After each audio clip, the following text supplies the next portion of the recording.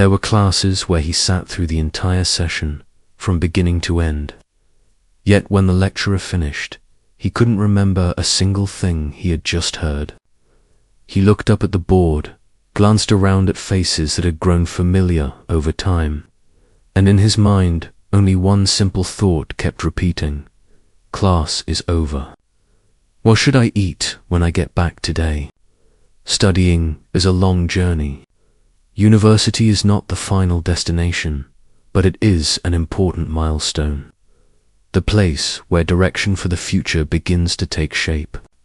It is the stage when people step out of their parents' arms, learn to live independently, and take responsibility for their own choices.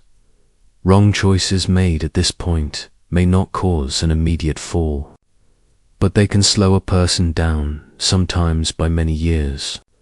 And this is the story of a student from the countryside who came to the city to study. A story that feels painfully real. He grew up in a quiet rural area, where people measured life by rice harvests and early morning markets.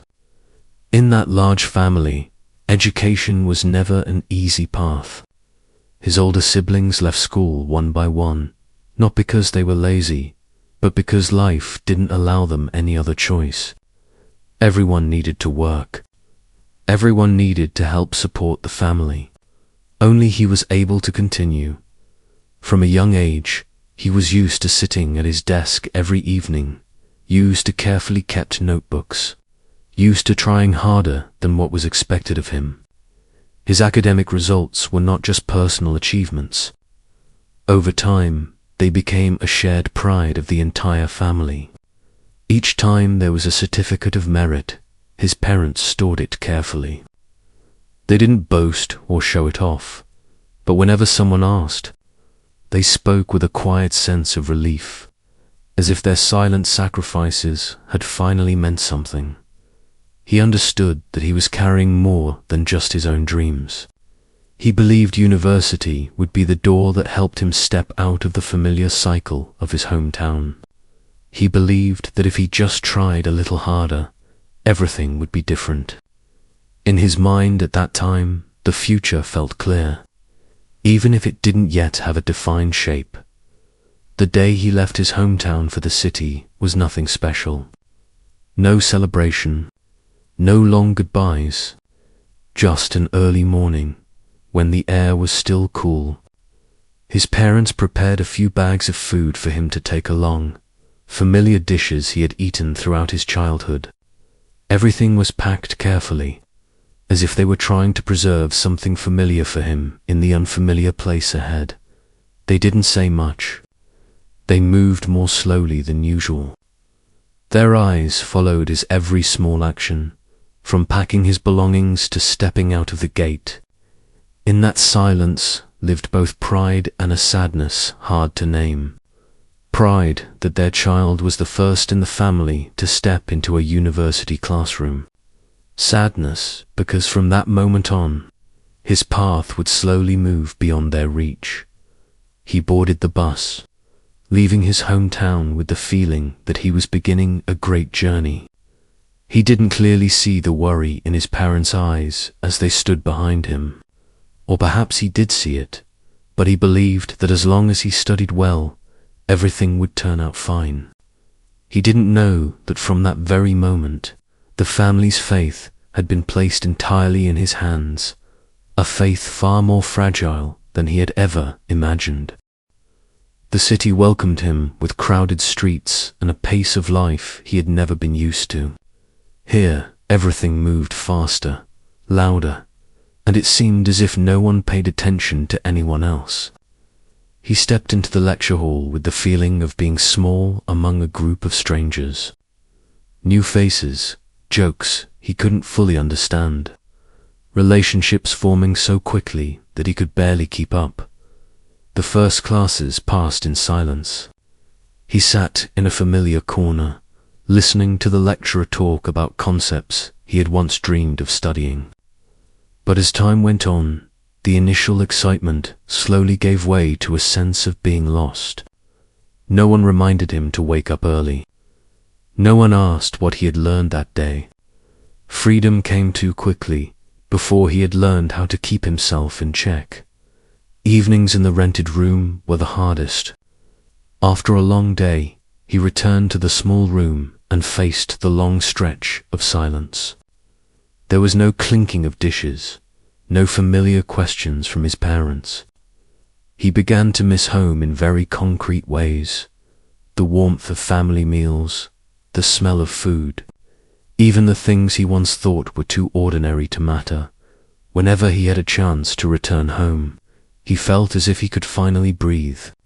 His parents were always waiting from early morning, preparing more food than necessary, as if afraid he wouldn't eat enough. They invited relatives over, showing him off with simple but proud words. Sitting in the familiar house, hearing the questions and encouragement, he could clearly feel that he was still everyone's hope. The days at home passed quickly. He was cared for, protected, able to return to a sense of safety that the city did not offer. But once he went back to school, everything returned to how it was before. That contrast wore him down. He began to realize that he was living between two worlds, one that was full of trust and expectations, and one where he had to manage everything on his own. That sense of isolation did not disappear. It only grew quietly, little by little, during classes where he sat there but his mind was already far away. And from that empty space, he began to look for other things to fill it, even though, at this point, he had no idea he was standing very close to a dangerous line. Evenings in the rented room started to feel longer, as he no longer knew what to do with himself. He turned on his computer and played a few games to ease the boredom. Just a few matches, he told himself. But one win led to another loss, and the feeling of being acknowledged in a virtual world made him forget how quickly time was slipping away. Some nights he glanced at the clock when it was already close to morning. He told himself, missing one day wouldn't matter. And just like that, the first day off passed quietly. Through gaming, he met more people. From a few casual meets, he began drinking beer, then alcohol. At first it was just to try it out, just for fun. Later, it became a way to blend in with the group. He was afraid of being left behind if he didn't join. The drinking sessions dragged on, laughter drowning out the fatigue, and drowning out the thought that he still had classes to attend the next morning. Some nights, he returned to his room with the strong smell of alcohol clinging to him, his head spinning. The alarm rang the next morning, but his body refused to move. He turned it off, then turned it off again. When he finally opened his eyes, the sun was already high, and another class had slipped away. At first, he felt guilty. Over time, that feeling faded. He began to get used to being absent from the lecture hall. In some subjects, he could no longer remember how many classes he had missed. Studying gradually became something vague and distant, almost a luxury, while pleasure was always close at hand. Just a step outside the room, or a click away once the computer was on. Money started to run out faster. Games required money. Drinking sessions required money. Meets required money. But he never sat down to calculate anything. He spent based on how he felt, and that feeling always told him there was still time. When he looked back at his account, all he saw was a cold emptiness, accompanied by a familiar sense of anxiety. And then he began asking his parents for money. The first time, he said he needed it to buy study materials. The next time, it was for additional tuition fees. Sometimes, it was because living expenses had increased, since everything in the city was expensive. The reasons sounded reasonable enough to keep his parents from doubting. And he knew that well. What was frightening was not the fact that he lied, but that he believed he had to lie. He didn't see himself as a bad person, only as someone who was not doing well. He quietly promised himself that next month would be different, that this would be the last time, that he just needed to get through this phase. But each time more money was sent, the feeling of relief arrived faster than the feeling of guilt, and he continued repeating the same old cycle. The most dangerous thing was that he still believed he could return at any time, that as long as he played a little less, drank a few fewer nights, everything would be fine. But he failed to realize that with each day spent in carelessness, he was moving one step further away from the person he once wanted to become. Dropping classes, spending money, lying, none of it happened all at once. It all came slowly, quietly enough for him to adapt, and quietly enough that he failed to notice how far he had slipped. By the time he finally looked back, the price to pay was no longer just a few missed classes or a few months of living expenses. It was an entire stretch of life that had been left behind. The final year arrived faster than he expected. There was no excitement like the first day of university, no anticipation of someone about to reach the finish line. Instead, there was a heavy, vague feeling, as if he was standing in front of a door he was not fully prepared to walk through. He began to realize how many credits he was still missing. Courses he once thought could be taken later now piled up, impossible to avoid. His schedule became more crowded, but his focus was no longer what it used to be.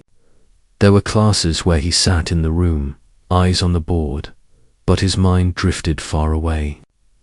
Friends around him started talking about internships, about jobs, about plans after graduation. Some had already secured positions. Others knew exactly which path they would take. He listened, nodded, smiled along, but felt empty inside. When those questions turned toward him, he often avoided them or gave vague answers just to get through. He knew he was not ready. The last days of student life were no longer filled with loud nights out. Instead, they were quiet evenings spent alone in the rented room, opening his laptop without knowing where to begin. He looked back at the time that had passed and, for the first time, clearly saw the gaps he could no longer fill. He tried to catch up, to re-enroll in failed courses, telling himself that as long as he could get through this final year, everything would be fine. But every time he picked up a book, exhaustion set in. Not because the material was difficult, but because he understood that he was chasing things he should have done a long time ago. Calls home also grew heavier.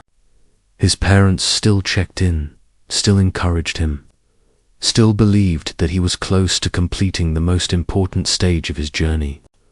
They spoke about his graduation day, about the future ahead, speaking with voices full of hope. He listened in silence not because he did not want to answer, but because he did not know what the right words were. There were moments when he wanted to confess everything, to say that he had lost his way, that things were not as smooth as everyone believed. But he stopped himself. He was afraid of disappointing his parents, afraid of shattering the image they had always trusted in. Time continued to pass. He moved through his final year of university not with confidence, but with fatigue. He was no longer sure what he wanted, nor did he dare to think too far ahead. In front of him was an unfinished degree, incomplete courses, and a path he had not yet managed to draw. Standing at the threshold of graduation, he suddenly realized what worried him most was not the uncertain future, but the feeling that he had been given many chances to choose differently and had let them slip away in silence.